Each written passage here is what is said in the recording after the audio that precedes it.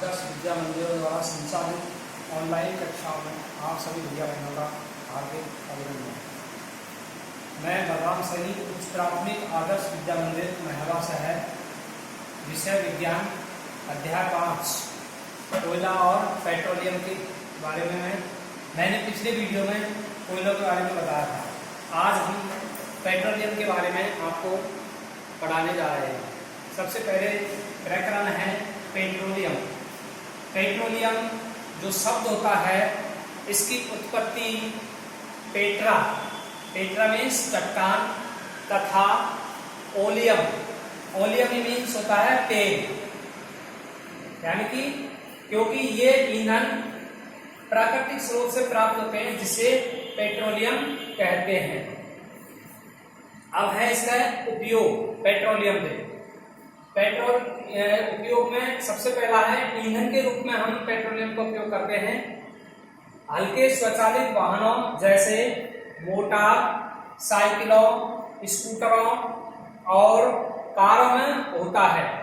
जो हल्के स्वचालित वाहन होते हैं उसमें पेट्रोल का उपयोग होता है, और जो भारी मोटर वाहन होते हैं जैसे बसों, ट्रकों और ट्रैक्टरों को चलाने के लिए हम डीजल को उपयोग करते हैं या काम में आते हैं। अब इसके बाद जो हमारा अगला बिंदु है वह है पेट्रोलियम का निर्माण, यानी कि पेट्रोलियम किस प्रकार से बना है। तो पेट्रोलियम का निर्माण समुद्र में रहने वाले जीवों से हुआ।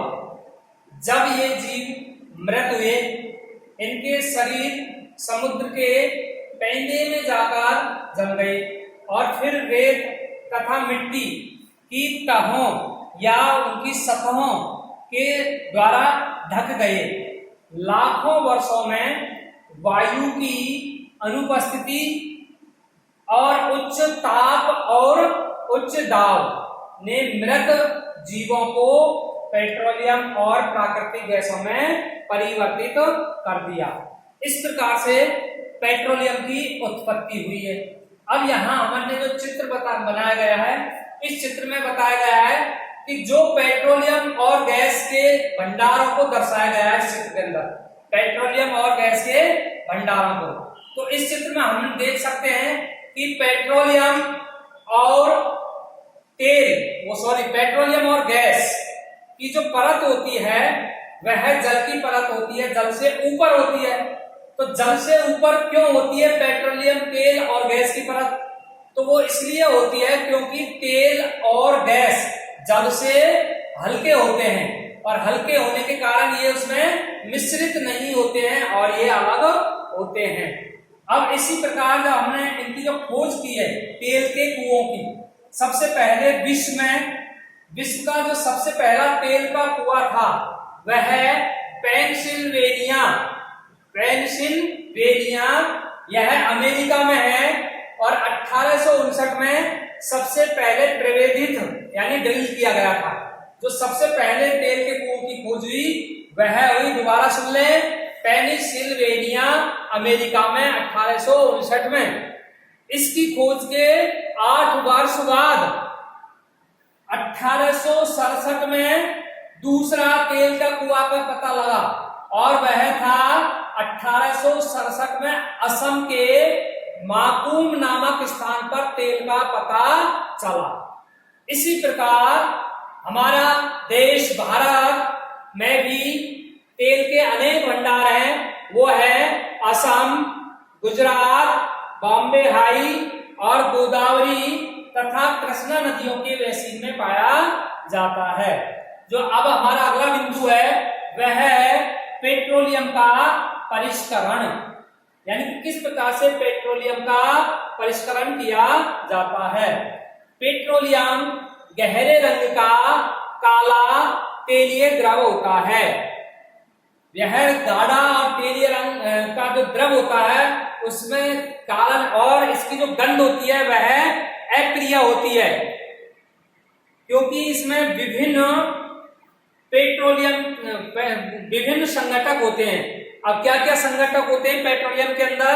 जैसे पेट्रोलियम गैस, पेट्रोल, डीजल, स्नेहक तेल, पैराफिन मोम आदि का मिश्रण होता है।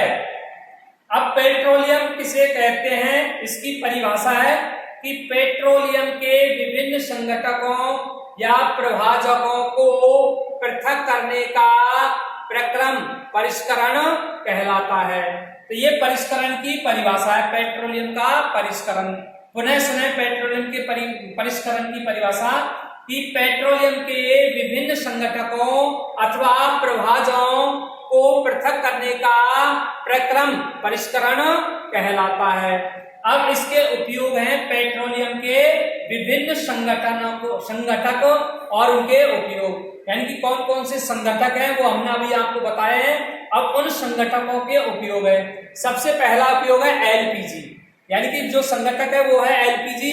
एलपीजी को लिक्विड पेट्रोलियम गैस भी कहते हैं या द्रवित पेट्रोलियम गैस। जो द्रवित पेट्रोलियम गैस होती है एलपीजी, इसका उपयोग घरों में और उद्योगों में ईंधन के रूप में हम उपयोग करते हैं। इसके बाद दूसरा उपयोग है पेट्रोलियम का, हम जो उपयोग करते हैं वह है मोटर ईंधन व शुष्क धुलाई में किया जाता है, यानी कि वाहनों को चलाने में, हल्के वाहनों को, और शुष्क धुलाई में इसका उपयोग किया जाता है। हमारा जो तीसरा उपयोग है मिट्टी का तेल का उपयोग, हम स्टोव, लैंप और जेट वायुयान में ईंधन के रूप में हम इनका उपयोग करते हैं। अगला उपयोग है डीजल। डीजल का उपयोग होता है बाहरी मोटर वाहन और विद्युत जनित्रों के चलाने में ईंधन के रूप में काम में लेते हैं। पांचवा उपयोग है स्नेहक तेल। जो स्नेहक तेल होता है वो स्नेहन बनाने में उपयोग किया जाता है। छठा उपयोग है पैराफिन मोम। जो पैराफिन मोम है इसका उपयोग होता है मरहम, मोमबत्ती, वेसलीन आदि बनाने में किया जाता है। और सातवां उपयोग है बिटुमेन। बिटुमेन का उपयोग हम पहले भी इसी अध्याय में बता चुके हैं भैया बहनों, फिर पुनः सुने। बिटुमेन का उपयोग हम पेंट बनाने में और सड़क के निर्माण में किया जाता है। ये वीडियो आपको पसंद आई होगी और आप इनको बार बार देखें और देखकर अच्छी तरह समझें। इसके बाद हम जो अगला वीडियो में कल हम पढ़ाएंगे वो है गैस के बारे में हम कल पढ़ाएंगे।